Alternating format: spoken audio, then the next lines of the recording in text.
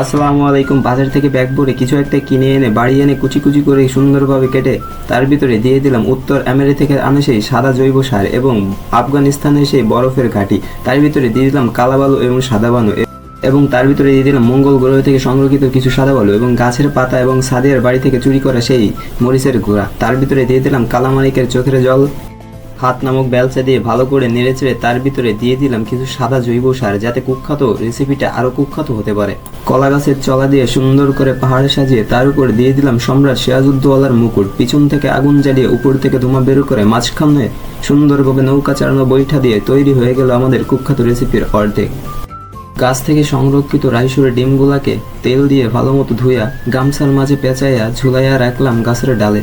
এর চোখের জল মুকুটের ভিতরে ঢেলে গাছে ঝুলানো সেই রাইসুর ডিমগুলাকে তার ভিতরে ঢেলে দিয়ে পিছনে আগুন জ্বালিয়ে অর্ধেক তৈরি করে সেই কুখ্যাত রেসিপি আবারও তার ভিতরে দিয়ে 30 বছর অভিজ্ঞতা 20 বছর বয়সী একজন বাবুর্চি নেড়েচেড়ে তৈরি করতে চলেছে আমাদের সেই কুখ্যাত রেসিপি। তার উপরে কিছু কয়লা দিয়ে সুন্দরভাবে দেখানোর চেষ্টায় এরপরে ঘুরিয়ে সেই মুকুটের মাঝে কোদাল দিয়ে হামলা করে অন্য একটি গামলে নিয়ে হাত নামক পেলচা দিয়ে সেগুলোকে সুন্দরভাবে প্যাকেট করে চলেছে তাহার আত্মীয় স্বজন বাড়িতে দিয়ে দিতে।